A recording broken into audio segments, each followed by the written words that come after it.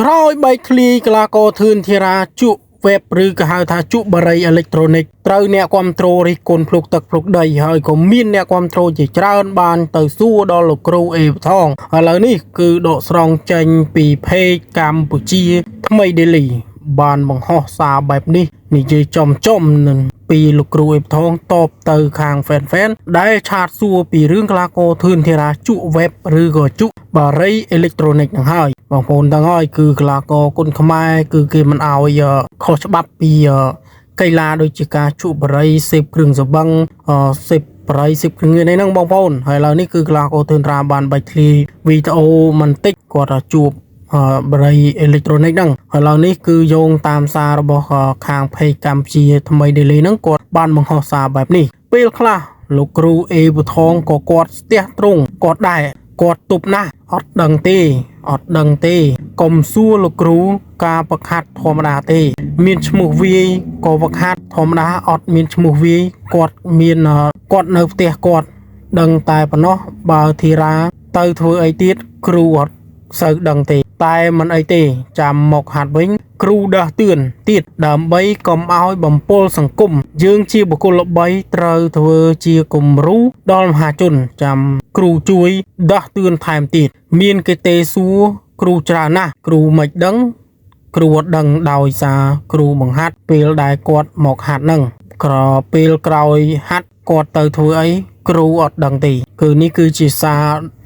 ដកស្រង់ចេញពីខាងเพจកម្ពុជាថ្មី Daily គាត់បានបង្ហោះសារបែបហ្នឹងបងប្អូនដឹងហើយយើងចាំមើលនោះគ្នាហើយកលាករធឿនធារាពងតផ្ទុះការរិះគន់ច្រើនតាំងពីគាត់ប្រកួតប៉ះជាមួយកលាករអាប់ឌុលឌីឡូប្រកួតនៅសង្វៀនវើកដើមខ្សែក្បាត់មកលេះដែលគាត់ដាក់ខ្សែក្បាត់ឲ្យកលាករអាប់ឌុលឌីឡូដើមបងប្អូននៅក្នុងហ្នឹងគឺកលាករធឿនធារាក្រោយចប់ការប្រកួតគឺសង្គ្រោះមិនទាន់ហើយហត់ឈឺហើយក៏ផ្ទុះអ្នកគ្រប់គ្រងរិះគន់ច្រើនការវាយរបស់គាត់ហើយឡើងនេះគឺចាញ់ហើយបងប្អូន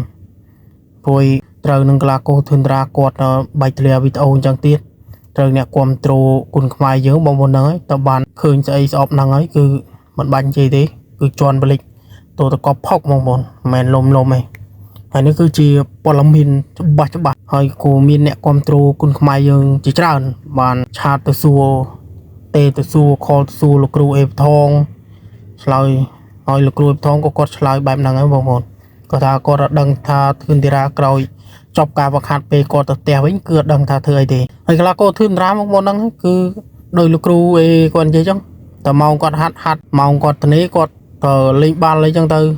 ហើយការលេងបាល់ក៏ផ្ទុះការរិះគន់ដែរបងប្អូនកលាករធឿនធារាហើយការសិទ្ធិរបស់គាត់ធ្វើអីធ្វើហ្នឹងទៅកលាករគុណខ្មែរយើងគាត់ថាអេពីនសុំថាកលាករធឿនធារាគាត់ក៏មកជក់ web ឬក៏ជក់អេឡិចត្រូនិកនឹងបានហើយព្រោះគំរូល្អជាកីឡាប៉ុន្តែនៅក្នុងហ្នឹងក៏ឯកឧត្តមខៅឆាយគាត់បានបង្ហើបដែរគាត់ថាកលាករធឿនធារាវីដេអូហ្នឹងគឺជាវីដេអូចាស់ប្រែយើងចាំមើលដល់គ្នាតើវីដេអូចាស់ឬយ៉ាងណាឬវីដេអូថ្មីបងប្អូនបញ្យោងតាមឯកឧត្តមខៅឆាយមានអ្នកខសួរទៅដល់ឯកឧត្តមគាត់បានបង្ហើបហើយគាត់ថាវីដេអូកលាករធឿនធារាហ្នឹងគឺជាវីដេអូចាស់ហើយកលាករធឿនធារាជាកលាករជួរមុខនៃកម្ពុជាយើងផងដែរបងប្អូនមិនលំទេហើយនៅមានព័ត៌មានប៉ុន្តែចែកជូនបងប្អូនភ្លេចចុច Subscribe អ្នកមួយផងសាក់ដឹងនៅព័ត៌មានថ្មី